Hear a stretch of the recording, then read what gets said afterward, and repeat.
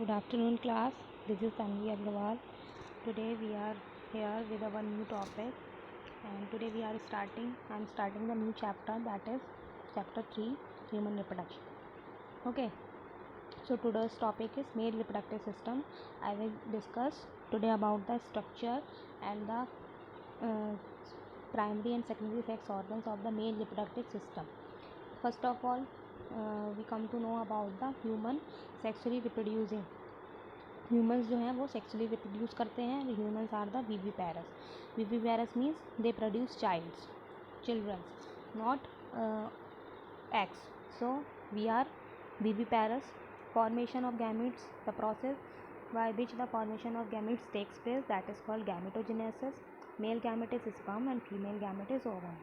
Clear? So now comes upon the male reproductive system. There are two types of sex organs in female and male reproductive system: primary sex organs and secondary sex organs. Primary sex organs are called gonads, in which the male gametes or female gametes are produced. So in male reproductive system there is a pair of testes along with accessory ducts and glands. Okay, male reproductive system में क्या क्या होता है? Testis होता है और accessory glands और ducts present होती हैं. जो टेस्टिस है वो प्राइमरी सेक्स ऑर्गन बनाता है, क्योंकि टेस्टिस में ही स्पर्म का फॉर्मेशन होता है. एसेसरी डक्ट्स और ग्लैंड्स जो हैं वो सेकेंडरी सेक्स ऑर्गन कॉन्स्टिट्यूट करते हैं, क्योंकि ये जो हैं वो हेल्प करते हैं स्पर्म के ट्रांसपोर्टेशन और मैकेनिज्म में आगे. सो टेस्टिस का स्ट्रक्चर देखते हैं. टेस्टिस क्या होता है? टेस्टिस जो है वो एब्डोमिनल कैविटी के बाहर प्रेजेंट होता है, outside the abdominal cavity with in a pouch called scrotum. और जिस पाउच में टेस्टिस प्रेजेंट होते हैं उन्हें स्क्रोटम कहते हैं.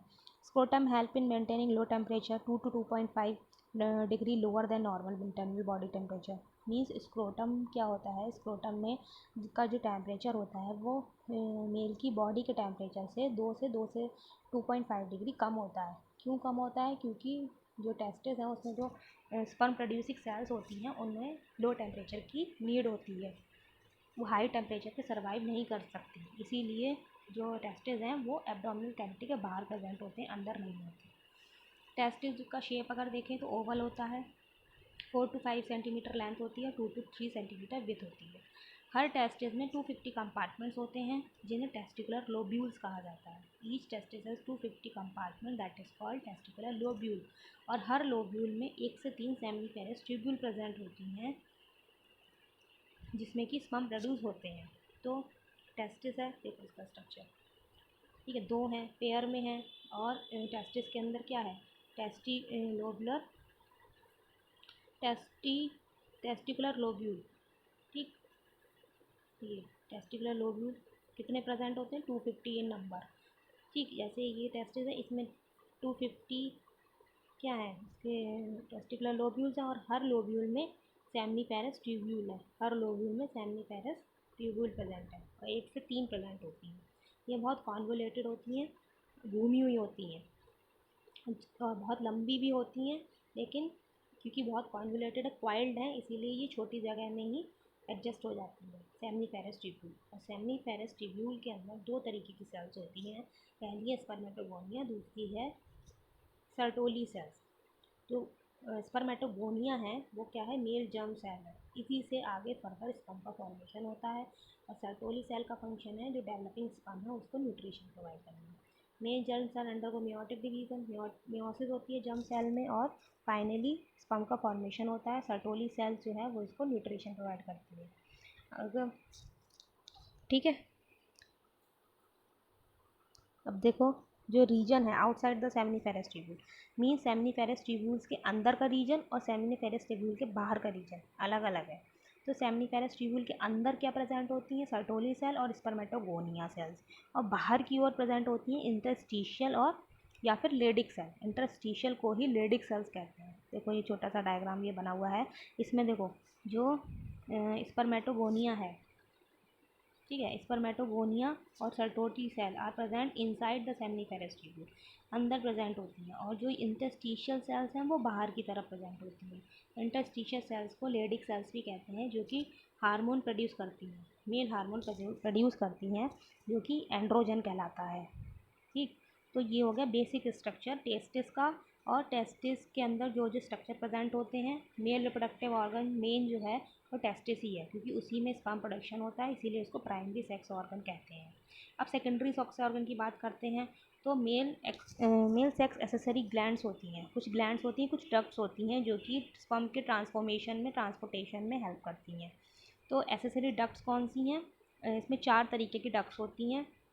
First one is rete testis, second one is vasa efferentia, third one is epididymis and fourth one is vasa deferens. तो इनका स्ट्रक्चर अगर देखें तो कैसा होता है? Seminiferous tubule of testis open into the vas efferentia through rete testis. Seminiferous tubule जो है, जो इसमें ये प्रेजेंट होती हैं, देखो इसमें सेमनीफेरस ट्यूब्यूल जो इसमें प्रेजेंट होती है, ये रेटिटेस्टिस, ये है रेटिटेस्टिस। रेटिटेस्टिस के थ्रू किसमें खुलता है? वासा इफ्रेंशिया में। ये कलेक्शन जो दिखाया है ट्यूब्यूल्स का, वासा इफ्रेंशिया में खुलता है। कौन? सेमनीफेरस ट्यूब्यूल जो है वो रेटिटेस्टिस के थ्रू वासा इफ्रेंशिया में खुलता है। और वासा इफ्रेंशिया जो है वो ऊपर एक कवरिंग होती है, इस तरीके से पूरी कवर किया रहता है टेस्टिस को, वो कहलाता है एपिडिडाइमस। वासा इफ्रेंशिया जो है वो एपिडिडाइमस में खुलता है, और एपिडिडाइमस फाइनली खुलता है वास डिफरेंस में, फाइनल जो डक्ट होती है। तो सबसे पहले क्या है? ये टेस्टिस है, टेस्टिस में टेस्टिकुलर लोब्यूल्स हैं, टेस्टिकुलर लोब्यूल्स में सेमनीफेरस ट्यूब्यूल्स हैं, सेमनीफेरस ट्यूब्यूल्स के बाद एक सीधी मतलब स्ट्रेट जो ट्यूब्यूल होती है उसे रेटिटेस्टिस कहते हैं। रेटिटेस्टिस खुलती है वासा इफ्रेंशिया में, ठीक है, ये इस तरीके का वासा इफ्रेंशिया, बहुत सारी छोटी छोटी ट्यूब्यूल्स हैं। वासा इफ्रेंशिया खुलती है एपिडिडाइमस में, जो कि इसके ऊपर एक कवरिंग होती है, उसे एपिडिडाइमस कहते हैं। एपिडिडाइमस फाइनली खुलती है वास डिफरेंस में, जो लंबी एक डक्ट होती है, ठीक। तो ये सब जो है एसेसरी डक्ट्स हैं मेल रिप्रोडक्टिव सिस्टम की। Vasa efferentia leave the testis and open into epididymis. Vasa efferentia किस में खुलती है? एपिडिडाइमस में। एपिडिडाइमस किस में खुलती है? वास डिफरेंस में। और वास डिफरेंस जो है वो जाता है यूरिनरी ब्लैडर को लूप के ऊपर जाता है, क्योंकि मेल रिप्रोडक्टिव सिस्टम में एक्सक्रीटरी सिस्टम और जेनाइटल सिस्टम एक ही होता है, इसलिए जो एब्डोमेन जो वासा डिफरेंस है वो यूरिनरी ब्लैडर से होके इजाकुलेटरी डक्ट में ओपन होता है। अब एक डक्ट होती है, एक ग्लैंड है सेमिनल वेसाइकल। सेमिनल वेसाइकल में एक डक्ट निकलती है जो कि किससे कंबाइंड होके? वास डिफरेंस से कंबाइंड होके इजाकुलेटरी डक्ट बना लेती है। सेमिनल वेसाइकल और वास डिफरेंस से जो कंबाइंड होके एक कॉमन डक्ट बनती है, इसे इजाकुलेटरी डक्ट कहते हैं, जो कि यूरेथ्रा में ओपन होती है। देखो ये इसका स्ट्रक्चर है, यूरेथ्रा है, ये क्या है? सेमिनल वेसाइकल है, you can see here this is seminal vesicle, और ये वास डिफरेंस की डक्ट आ रही है, ये वास डिफरेंस की डक्ट है, ये सेमिनल वेसाइकल की डक्ट है। ये एक कॉमन ओपनिंग बना लेती है जिसे इजाकुलेटरी डक्ट कहते हैं, जो कि यूरेथ्रा में खुलती है। जो यूरिनरी वाला ट्रैक्ट होता है उसमें यूरेथ्रा में ही ओपन होती है। आई होप क्लियर हो गया होगा। अब देखो urethra originate from urinary bladder. Urethra कहाँ से आता है? Urinary bladder. यूरिनरी ब्लैडर क्या है? जिसमें कि यूरिन जो है स्टोर्ड रहती है। यूरिनरी ब्लैडर से ही यूरेथ्रा निकलता है, और यूरेथ्रा में इजाकुलेटरी डक्ट ओपन होती है and extend through penis into external opening. और जो यूरिनरी ब्लैडर से यूरेथ्रा जो है वो पेनिस तक जाके एक्सटर्नल ओपनिंग में ओपन हो जाता है। पेनिस क्या है? Penis is male external genitalia, जो एक्सटर्नली प्रेजेंट होता है, और जो क्या किसका बना हुआ होता है? स्पेशल टिश्यू का बना हुआ होता है। इसका जो इनलार्ज एंड है पेनिस का, उसे ग्लांस पेनिस कहते हैं। जो अपर मोस्ट पार्ट होता है पेनिस का, that is called glans penis, और जो कि एक लूज स्किन से कवर्ड आउट रहता है, जिसे फोर स्किन कहते हैं। तो ये हो गई आपकी male accessory ducts. Now comes upon the male accessory glands. There are three types of male accessory gland. First one is paired seminal vesicle, second one is prostate gland, third one is paired bulbourethral gland. Okay, तो 2 seminal vesicle हैं, एक prostate gland है और 2 bulbourethral gland है। Secretion of this gland, in glands का क्या secretion जो होता है उसे कहते हैं सेमिनल प्लाज्मा, जो कि फ्रक्टोज, कैल्शियम और कुछ एंजाइम्स में रिच होता है, जो ये सिक्रीट करते हैं। सेमिनल वेसाइकल और बल्बोयूरेथ्रल ग्लैंड जो है वो क्या सिक्रीट करती है? लुब्रिकेशन प्रोवाइड करती है पेनिस को, ठीक। तो ये सारी ग्लैंड जो है वो लुब्रिकेशन फ्रक्टोज, कैल्शियम और कुछ एंजाइम का सिक्रीशन करती हैं।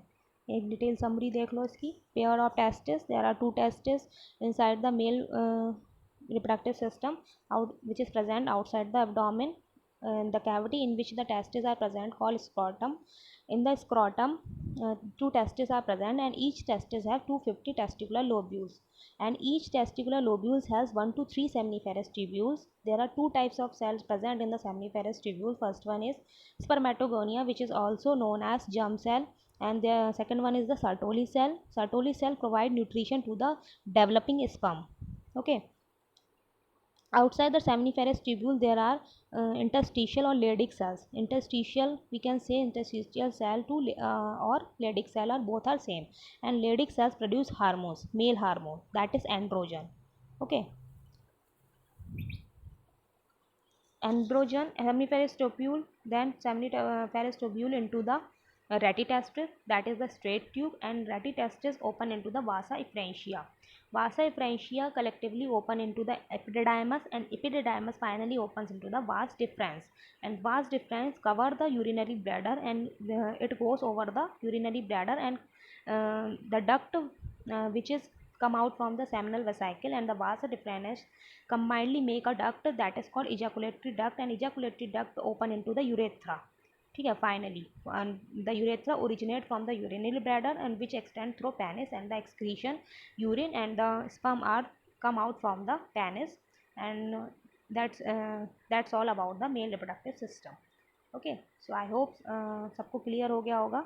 In our next session we will discuss about the female reproductive system. Thank you.